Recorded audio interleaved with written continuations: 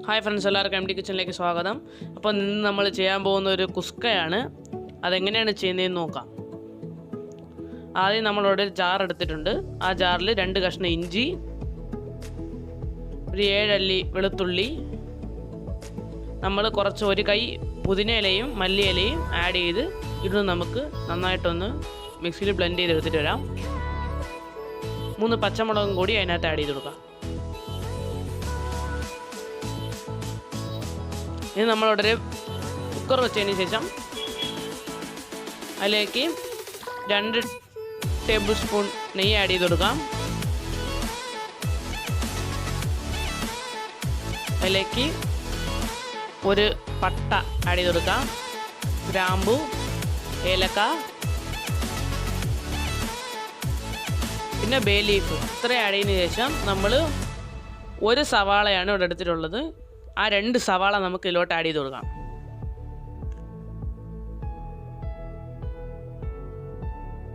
നമ്മളിവിടെ ഒരു ടൊമാറ്റോ അരിഞ്ഞു വെച്ചത് ആഡ് ചെയ്ത് കൊടുക്കാം. ഇനി അതിലേക്ക് ആവശ്യത്തിന് ഉപ്പ് നോക്കിയിട്ട് ആഡ് ചെയ്തതിന് ശേഷം നന്നായിട്ടൊന്ന് ഇളക്കി കൊടുക്കുക.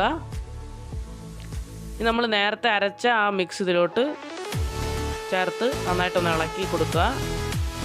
1 ടേബിൾ സ്പൂൺ മുളക് പൊടി,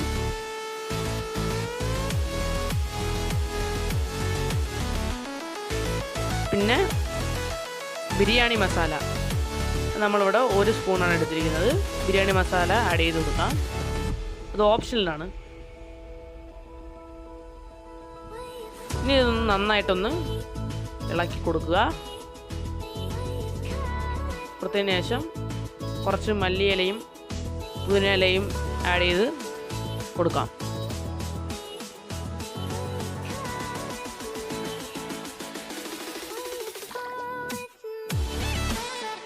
നമുക്ക് ഇവിടെ 1 ടേബിൾ സ്പൂൺ മഞ്ഞൾപ്പൊടി ആഡ് ചെയ്ത് കൊടുക്കാം.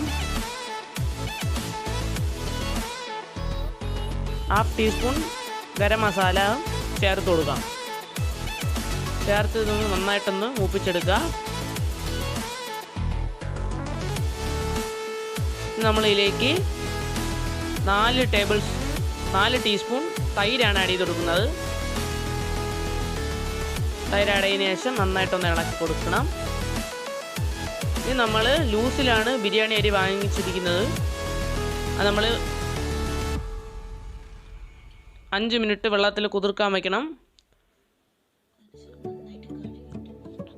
നന്നായിട്ടൊന്ന് കഴുകി എടുത്തതിന് ശേഷം അതിലേക്ക് നമ്മൾ ഈ അരി ആഡ് ചെയ്ത് കൊടുക്കാം. ആവശ്യത്തിന് ഉപ്പ് നോക്കി ആഡ് ചെയ്തതിന് ശേഷം നന്നായിട്ടൊന്ന് ഇളക്കി കൊടുക്കുക. ലൂസിൽ വാങ്ങിച്ചുകൊണ്ട് അരി 3 പ്രാവശ്യം കഴുകണം.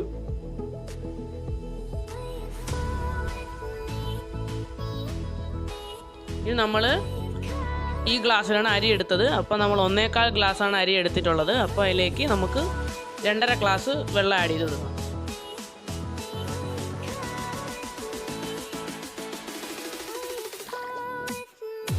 രണ്ടര ഗ്ലാസ് വെള്ളം ആഡ് ചെയ്തു.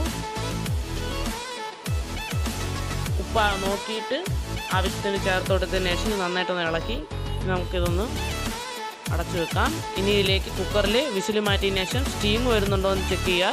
സ്റ്റീം വന്നതിന് ശേഷം നമുക്ക് വിസിൽ ആഡ് ചെയ്ത് കൊടുക്കാം. 2 വിസിൽ വിട്ടതിന് ശേഷം നമുക്കിതൊന്ന് മാറ്റി കുറച്ചൊരു 15 മിനിറ്റ് തണുക്കാൻ വയ്ക്കാം. 15 മിനിറ്റ് കഴിഞ്ഞതിന് ശേഷം ഈ സ്റ്റീം നമുക്കൊന്ന് എടുത്ത് കളയാം. കളഞ്ഞതിന് ശേഷം ഇത് നമുക്കൊന്ന് തുറന്ന് നമ്മുടെ കുസ്ക റെഡിയായി. ഈ കുസ്ക നമ്മൾ ബൗളിലേക്ക് മാറ്റാം. നന്നായിട്ട് ഇളക്കി കൊടുത്തതിന് ശേഷം നമുക്ക് ഒരു ബൗളിലേക്ക് മാറ്റാം.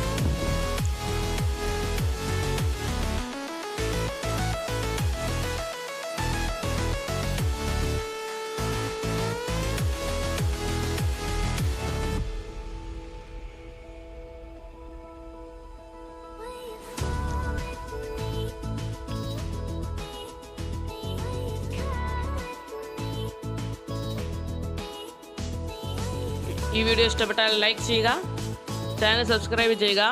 തൊട്ടടുത്തുള്ള ബെൽ ബട്ടൺ ക്ലിക്ക് ചെയ്തതിന് ശേഷം ഓൾ എന്നുള്ളൊരു സിമ്പിൾ ക്ലിക്ക് ചെയ്താൽ ഞങ്ങളിടുന്ന വീഡിയോസൊക്കെ നിങ്ങൾക്ക് ലഭിക്കും. അപ്പോൾ നിങ്ങൾ അടുത്ത വീഡിയോയിലേക്ക് കാണാം. Good bye.